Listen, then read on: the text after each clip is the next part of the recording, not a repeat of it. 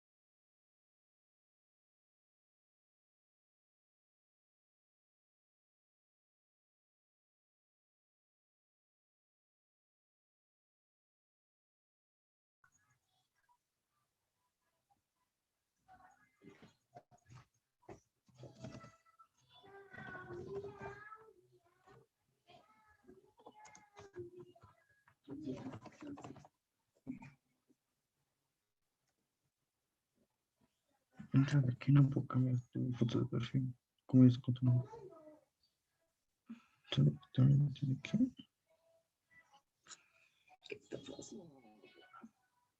¿Cómo es tu nombre?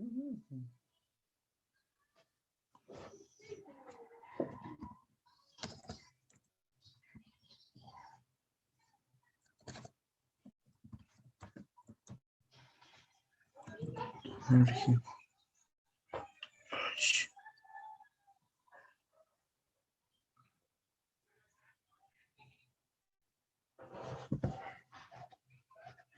Volví a apretar en las cosas.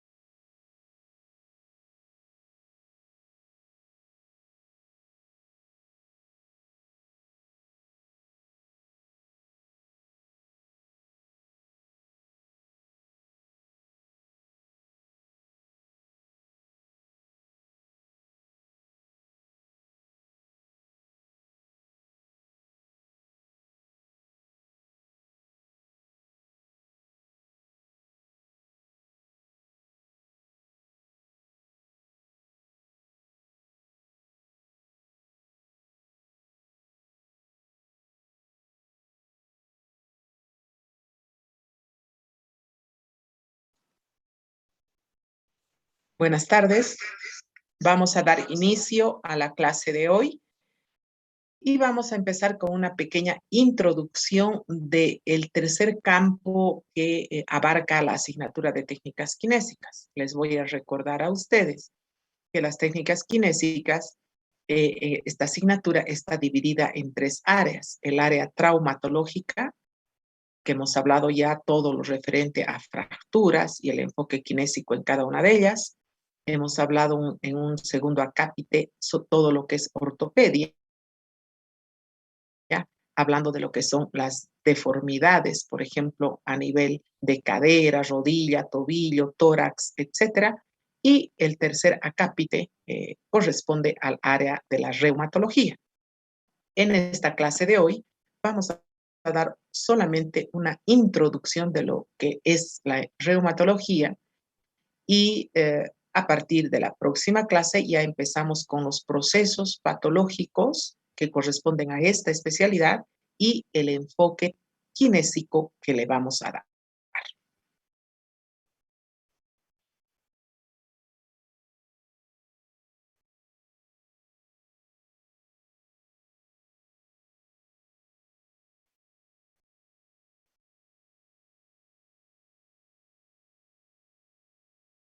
Vamos a partir de esta imagen para nosotros saber que dentro del campo de la reumatología, que es el estudio de los procesos reumatológicos, ahora vamos a saber qué es reumatismo, por ejemplo.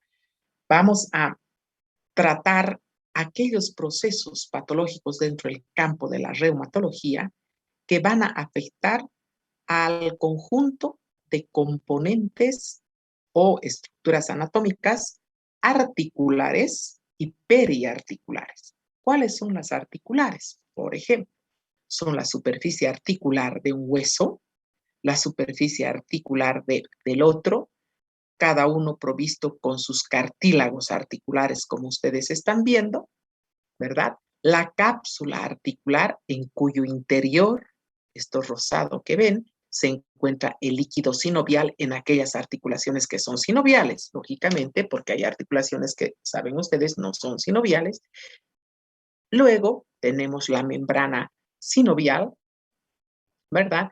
Y lógicamente como elementos periarticulares ya vendrían la parte de los huesos, la parte muscular, la parte de los ligamentos, los tendones que están cercanos a la articulación. Peri quiere decir cerca, en la periferia quiere decir, que no son elementos articulares como tal, sino que están cercanos a la articulación. Entonces, vamos a hablar dentro de lo que es la reumatología de estos términos que tenemos que entenderlos. ¿A qué llamamos enfermedad reumática? Es una entidad nosológica, que quiere decir entidad, es una patología, es nosológica, quiere decir enfermedad, que tiene como denominador el dolor y la inflamación. Sabemos que la inflamación tiene aspectos, además del dolor, el calor, el rubor, ¿verdad? Y el tumor. Dentro de la enfermedad reumática entran dos tipos de procesos que originan a esta enfermedad reumática. Una que afecta el desgaste del aparato locomotor, es decir, del sistema osteomioarticular. Ese desgaste puede comprometer a los huesos, músculos, articulaciones, tendones y ligamentos, es decir, a los elementos articulares y periarticulares de que acabamos de mencionar. Y otro acápite, otra parte, si ustedes quieren, del proceso reumático, de la enfermedad reumática, es aquella que ataca el sistema inmunológico. Es decir, por ejemplo, el lupus. El lupus está considerado una enfermedad reumática inmunológica porque esta enfermedad es autoinmune. Ustedes ya saben lo que quiere decir inmune del propio organismo, ¿verdad? Es decir, que el organismo, nuestras células de nuestro organismo, desconocen a sus propias células y empiezan a atacarlas. Esas son las llamadas enfermedades autoinmunes. Entonces, tengamos claro lo que hablamos como enfermedad reumática. Y entonces, ¿qué es reumatismo? Reumatismo vendrían a ser las artropatías crónicas, las artropatías inflamatorias y degenerativas. Crónicas, inflamatorias, degenerativas, cuya etiología es la afectación del cartílago, del tejido subcondral, de lesiones sinoviales. Vuelvo a repetir, de afección de los componentes de la propia articulación y de las estructuras anatómicas que están cercanas a esa articulación. Entonces, reumatismo no es una patología en particular. No puedo decir yo tengo reumatismo en general. Tendría que decir un reumatismo, ¿no es cierto?, que está originado debido a esta patología. El reumatismo en sí no es una patología. Ese término se emplea para describir el dolor, la rigidez, los espasmos y otras manifestaciones como la osteoartritis, por ejemplo, en la que haya compromiso óseo, pero en sí el reumatismo, insisto, no es una enfermedad. Es un conjunto de síntomas que está causado, estos síntomas son, ya hemos dicho, el dolor, la deformidad, la inflamación, la rigidez, los espasmos musculares, ¿verdad? Causados por diferente tipo de patologías. La artritis, la artrosis, la fibrosis, el lupus, la espondilitis, la gota y otras patologías. Entonces, el reumatismo viene a ser un conjunto de síntomas, que ya saben cuáles son, ocasionados por distintas dolencias. El reumatismo ocasiona un proceso inflamatorio que posteriormente del proceso inflamatorio puede manifestarse la degeneración, y es un proceso degenerativo. Inicialmente es un proceso inflamatorio que afecta a elementos articulares y periarticulares, y ya sabemos, como músculos, huesos, tendones, ligamentos, sinovial, etc. ¿Cuáles son las manifestaciones clínicas? ¿Cuáles son los signos y los síntomas? Recalcando a lo que ya hemos dicho, es dolor, limitación del movimiento, entre paréntesis, rigidez, deformidad. Estos son los principales: limitación del movimiento, el dolor y la deformidad. Otros que acompañan a estos tres aspectos clínicos son el entumecimiento matinal. ¿Qué es un entumecimiento matinal? Es esa rigidez con la que uno despierta en la mañana, es decir, como ha estado varias horas recostado en su cama, ha dormido 4, 5, 8 horas, y en la mañana cuando se levanta siente el cuerpo entumecido, siente el cuerpo tenso, rígido. Él empieza a dar los primeros pasos y como que cuesta dar, de tal manera que las personas que tienen reumatismo, una vez que se despiertan y se levantan, o sea, no hacen ningún tipo de actividad como fuera que no sea una exigente que pueda hacer ir al baño, por ejemplo, sino prefieren no desayunar, no vestirse inmediatamente. ¿Por qué? Porque ese entumecimiento matinal empieza a disminuir a medida que pasa el tiempo, es decir, a la media hora, 40 minutos, es como el que el paciente ha disminuido la rigidez de sus movimientos y se mueve con facilidad. Por lo tanto, es el momento de que se viste, se quita el camisón, el pijama y va a desayunar, es decir, le da ese desentumecimiento que se ha producido en el lapso de 30 a 45 minutos a una hora. El paciente ya se siente más activo y capaz de responder a sus exigencias que le implica sus actividades de la vida diaria. Vuelvo a insistir, el reumatismo puede aparecer durante el curso de muchas enfermedades. conocidas como enfermedades reumáticas. La artritis, la artrosis, la espondilitis, la gota, el lupus y todas esas enfermedades van a ser consideradas enfermedades reumáticas y van a dar lugar a esa limitación del movimiento, al dolor, etcétera, que viene a ser la clínica del reumatismo. Tipos de reumatismo. El reumatismo puede ser articular, causado por distintas nosologías, distintas patologías. Afecta al cartílago, a los componentes articulares, fundamentalmente a la membrana sinovial, por ejemplo. Y la no articular, que está afectando no a la propia articulación, sino a los elementos periarticulares, la bursa, los músculos, los tendones, los ligamentos. Esa sería la diferencia entre reumatismo articular y no articular.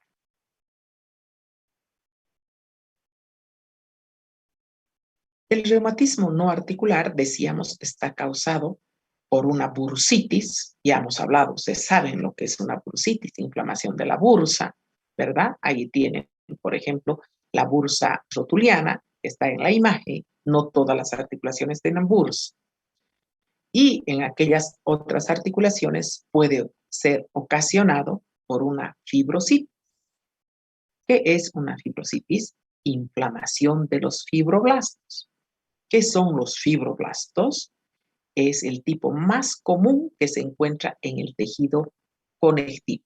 Fibroblastos es lo mismo que decir fibrocitos, que las células se llaman fibrocitos, y las células que se llaman fibrocitos son aquellas células que han dejado de cumplir las funciones activas. A esas células se las llama fibrocitos. Entonces el fibroblasto y el fibrocito vienen a ser lo mismo. El fibroblasto es activo y el fibrocito viene a ser inactivo. Todo lo que yo estoy aclarando, jóvenes, no está en el texto. Para eso son las clases teóricas. Entonces, todos estos elementos son parte de preguntas de examen, así no estuvieran en el texto. La gota es una enfermedad también reumática que puede ocasionar esas manifestaciones que ya hemos dicho. Dolor, impotencia funcional, deformidad, rigidez de las articulaciones, espasmo muscular. La gota, ya saben, es una enfermedad metabólica que se debe a un exceso de ácido úrico. Se llama esta enfermedad la enfermedad del rico, porque la mayor cantidad de ácido úrico proviene de la carne, y la carne que se come en abundancia la come la gente que tiene un nivel económico alto. Por eso se llama la enfermedad del rico. Y el lupus eritematoso, que es una enfermedad autoinmune, ya les expliqué, estas enfermedades que en sí no son consideradas como enfermedades reumáticas como tal, causan también estas manifestaciones reumáticas. Por eso vuelvo a repetir, el reumatismo en sí no es una enfermedad, sino es una manifestación de muchas otras enfermedades. Clasificación del reumatismo. El reumatismo puede manifestarse de forma aguda o puede ser ya un proceso crónico. Efectivamente, todos los procesos articulares que generan estas alteraciones a nivel de los elementos articulares o no articulares, es decir, todas esas enfermedades que producen manifestaciones que ya hemos dicho son dolor, inflamación, de impotencia funcional o adormecimiento o entumecimiento matinal, y todas las características terminan siendo en su mayoría crónicas, son enfermedades crónicas.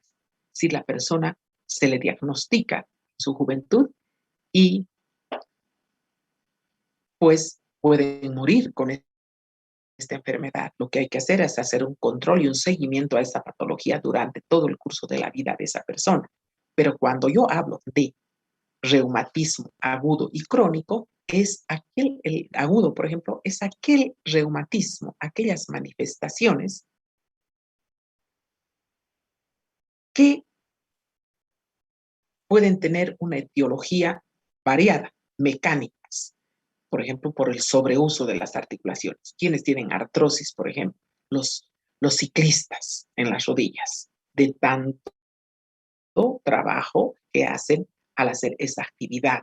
O pueden haber artrosis en articulaciones como en el hombro, las personas que hacen un deporte en el cual se haga mucho trabajo de la articulación escapulohumeral, las metabólicas como la gota, enfermedades hormonales, enfermedades autoinmunes como el lupus, y no debemos olvidar siempre el componente hereditario cuando alguna persona de la familia, alguna antepasado a la persona que está haciendo el tratamiento, le preguntamos a alguien de su familia, pues nos tenemos que referir a que cuando hay miembros de la familia, los tíos, los hermanos, o el papá, o los abuelos, o el tío abuelo, o la tía, etcétera, han tenido esta patología, pues hay esa predisposición, ¿no es cierto?,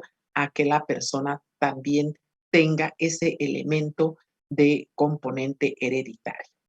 No es en sí hereditario como tal, pero hay una predisposición orgánica a tener la enfermedad cuando algún antepasado, algún antecesor a esa persona ha enfermado.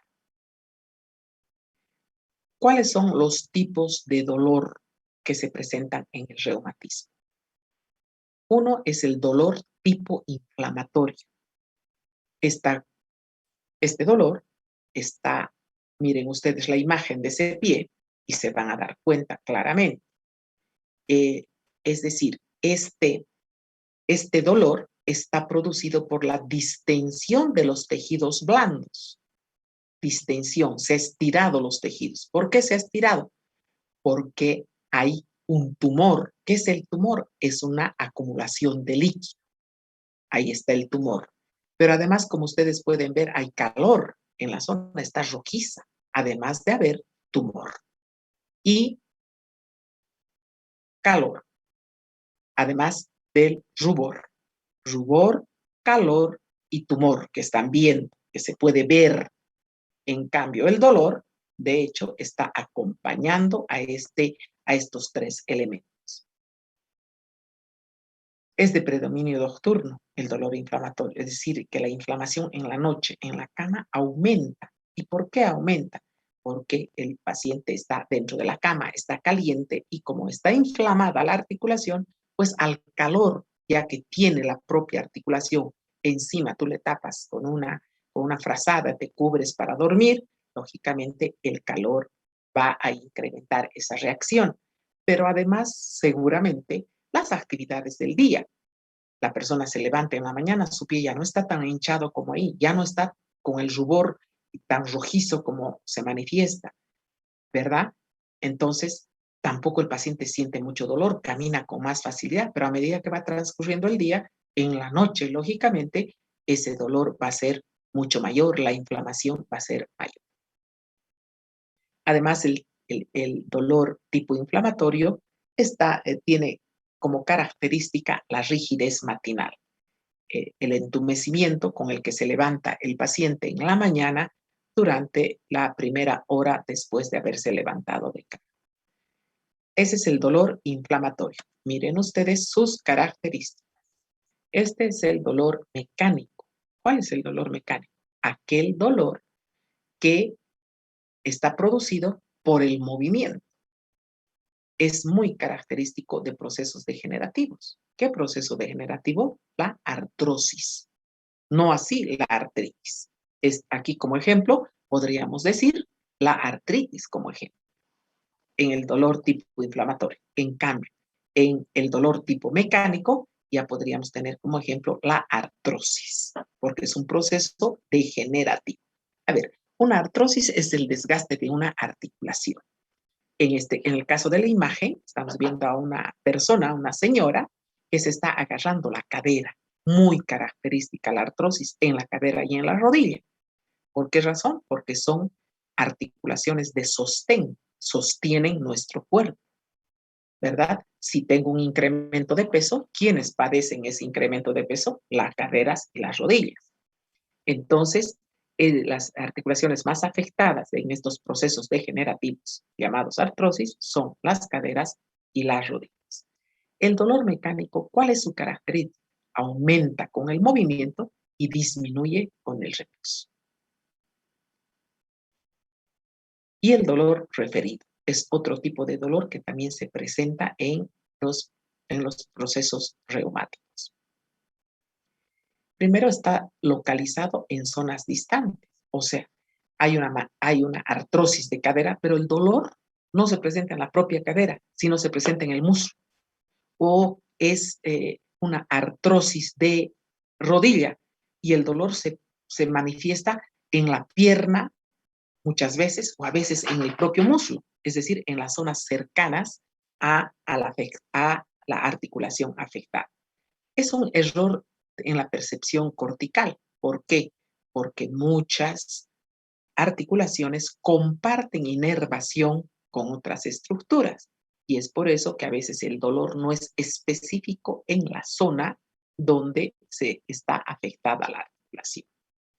Por supuesto que el dolor referido es homolateral. Si yo tengo una artrosis en mi rodilla derecha o en mi hombro derecho, porque soy tenista y soy diestra, no soy zurda, pues el dolor ha de ser solo en esa articulación que está comprometida.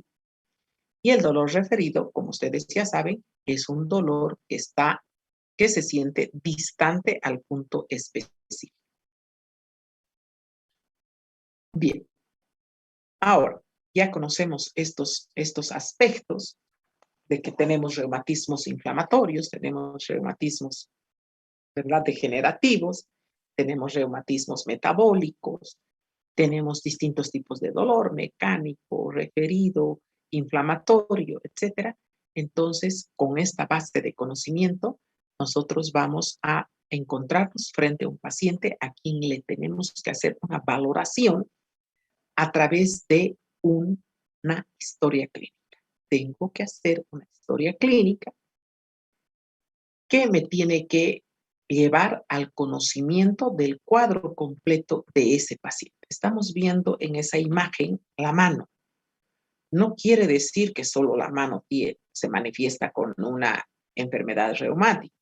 Ciertamente es la mano la más comprometida en casos de artritis, en casos de artrosis, y además de ser articulaciones muy comprometidas, al ser una articulación comprometida, también tiene otro agravante, que es este segmento, la mano, el que nos ha de permitir ser independiente o ser dependiente.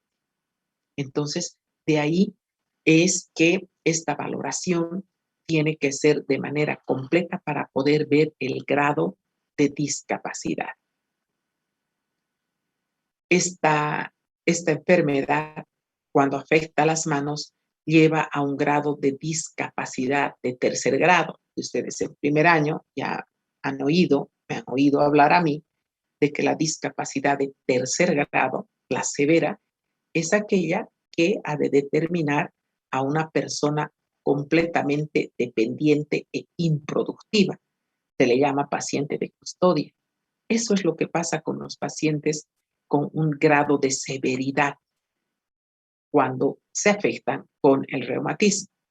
Es decir, estas personas no pueden agarrar una cuchara para comer porque la mano se ha completamente deformado.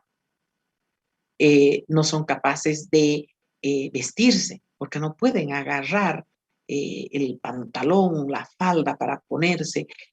Es decir, es una situación de mucho compromiso en lo que respecta a la independencia de las actividades de la vida diaria.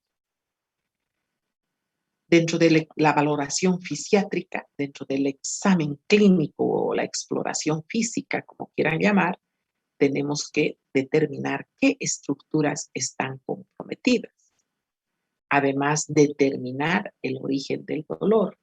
Y nosotros tenemos que saber que como estamos hablando de una afección articular en la que se comprometen elementos articulares y periarticulares, el dolor es diferente cuando el compromiso es óseo, cuando es ligamentario o cuando es muscular. El dolor que proviene de una osteocondritis, donde existe compromiso del hueso y del cartílago, tiene un tipo de características cuando solo está afectado el hueso, cuando existe solo una osteitis. Cuando existe una condritis, cuando solo está afectado el cartílago, también las manifestaciones son diferentes. Miren ustedes, en el caso de una afectación del hueso, el dolor es profundo, es adentro, muy profundo, y puede no ser específico, sino puede irradiar y ser amplio. Cuando el dolor proviene de un ligamento de esta misma articulación, estamos hablando de esta rodilla, si el dolor es en el mismo hueso, ya sea a nivel de los cóndilos femorales o pueda ser a nivel de la tibia o del peroné, que están comprometidos, el dolor es profundo. Si compromete a los ligamentos de la zona, el dolor es local, es más localizado, no es tan amplio, no se va a toda la rodilla, como en el caso del dolor, el dolor del hueso, el dolor del ligamento es más específico porque está afectando a un determinado ligamento. Y cuando el dolor es muscular, cuando hay una mialgia, el dolor es sordo, es decir, no se puede identificar claramente. Ese es un examen subjetivo. Ya saben que un examen subjetivo es aquel que el paciente manifiesta. Un examen subjetivo nos permite conocer los síntomas. En cambio, un examen objetivo es aquel que todos pueden ver, objetivo. Ese nos lleva a conocer los signos, algo que sí puedo ver. ¿Qué puedo ver en un examen objetivo?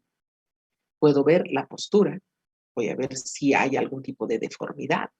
Puedo examinar las articulaciones, hacer una goniometría para ver cuánto se ha perdido de arco de movimiento.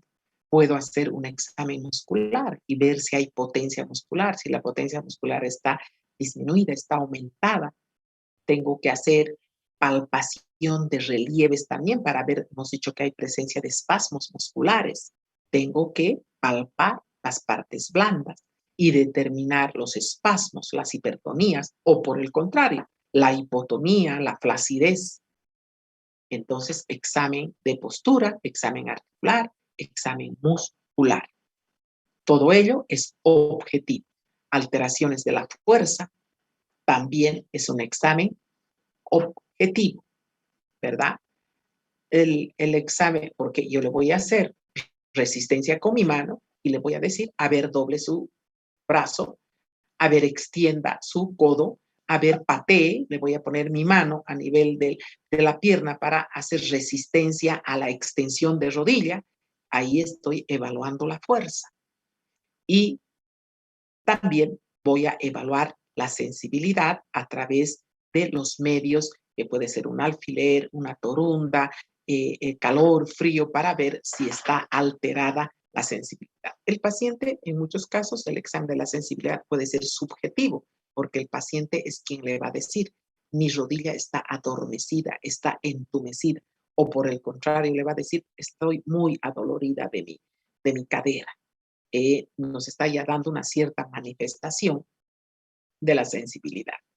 Pruebas funcionales, es decir, vamos a ver si el paciente puede girar, puede caminar, cómo camina, arrastrando o está caminando bien, sube gradas, baja gradas, todo examen que implique funcionalidad, ¿verdad? Le vamos a preguntar además si tiene algún tipo de dificultad en su sabedez, es decir, en vestirse, desvestirse, en el aseo, en fin.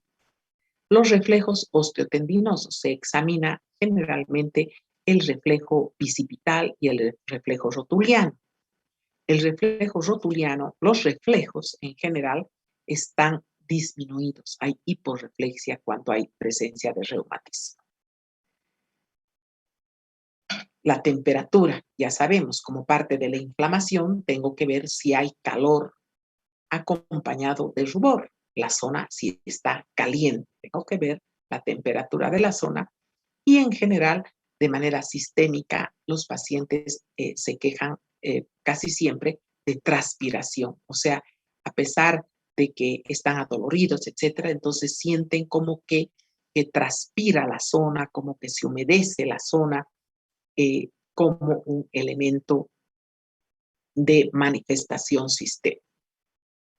Bien, en los procesos reumáticos, ¿cuáles serán nuestros objetivos beneficiarios? ¿Qué cosas vamos a buscar? Primero, combatir el dolor y junto al dolor los elementos de la inflamación, el rubor, el tumor y el calor. Entonces, en esta etapa, si el paciente se encuentra en etapa de inflamación, en etapa inflamatoria, pues a lo mejor no podemos hacer nada. Lo que necesitamos hacer en ese momento es el DICE, descanso, hielo, compresión, elevación. Tengo que luchar contra la sobrecarga articular. Si el paciente hace algún tipo de trabajo donde tenga que realizar sobreesfuerzos, tengo que decirle que no haga. Segundo, si el paciente tiene exceso de peso, el paciente tiene que bajar de peso. Estamos haciendo ahí una sobrecarga articular. Tenemos que cuidar para la sobrecarga articular, también hacer la economía de movimientos. El paciente, si tiene que subir y bajar gradas porque en el segundo piso está su oficina, por ejemplo, el paciente tiene que saber que tiene que economizar eso, que si baja, hacer algún tipo de actividad en la planta baja, recoger documentos, papeles, etcétera, lo debe hacer economizando el número de veces de subir y bajar las gradas. Eso es luchar contra la sobrecarga articular. Recuperar los movimientos, o en otro caso, si no están limitados todavía porque el paciente los ha visitado antes de que el proceso se instaure plenamente, entonces vamos a mantener la movilidad articular. Sabemos que es una afección que afecta a la articulación, es una artropatía. Estamos hablando de artropatías nosotros. Y en toda artropatía hay compromiso de la articulación, es decir, hay rigidez, se va a presentar en algún momento la limitación del movimiento. Pero si el paciente se presenta tempranamente, qué suerte, vamos a evitar que se comprometa esa articulación. Vamos a luchar contra las retracciones y de esta manera vamos a evitar las deformidades. Un ejemplo, en la artritis hay una alteración, una deformidad que se llama desviación cubital metacarpofalángica. No es desviación cubital de la muñeca, es la articulación metacarpofalángica que se desvía en sentido cubital. Si yo sé que esa mano va a ir en esa deformidad, lo que yo tengo que hacer es hacerle una férula en posición neutra para evitar esa desviación cubital de la articulación metacarpofalángica. Y así en cada una de las alteraciones que van a ver, hay el cuello de cisne, el botón de camisa, el pulgar en Z, en fin, una serie de deformidades, ¿verdad?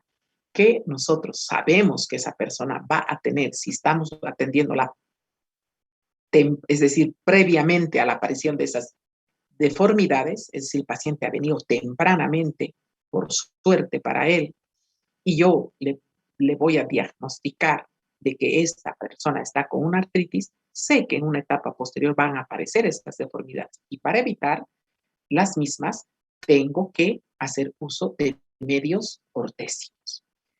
En esta patología también se pierde mucho la fuerza muscular, entonces nuestro objetivo ha de ser recuperar la fuerza muscular para que el paciente que caminaba arrastrando cuando llegó a nuestro gabinete pueda luego movilizarse, ¿no? Sin hacer ese sobreesfuerzo.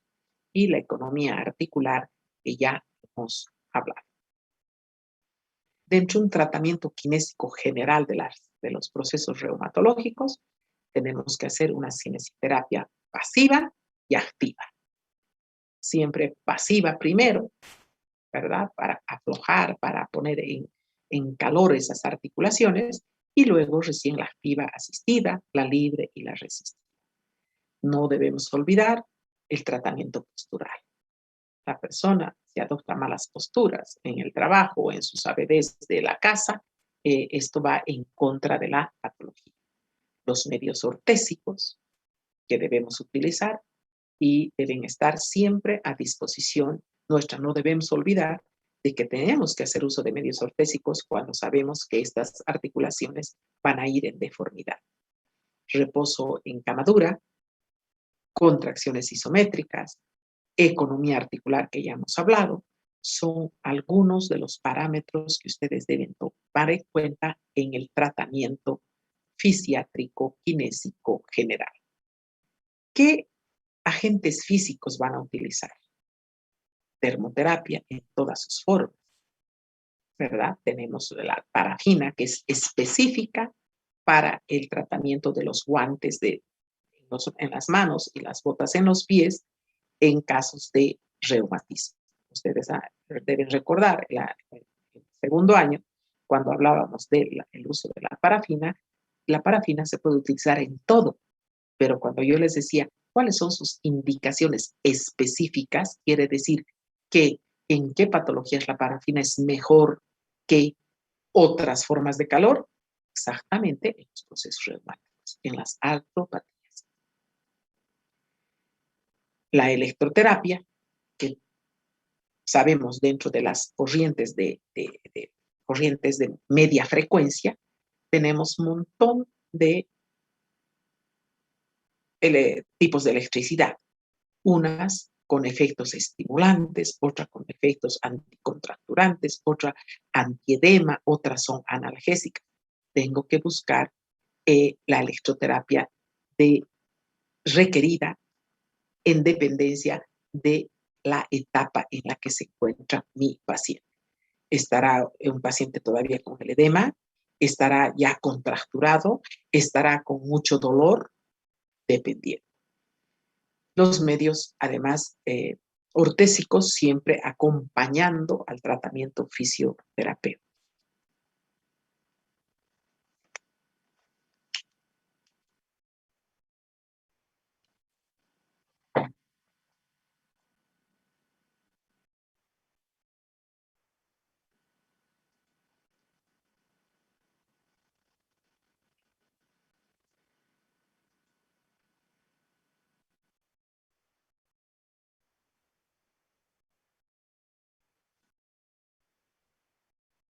Estaban más de 100, quedaron 95. Bueno, ¿qué vamos a hacer?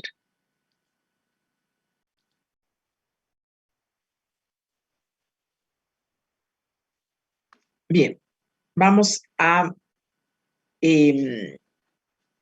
recibir de ustedes algunas preguntas, algunas dudas que ustedes quieran manifestar.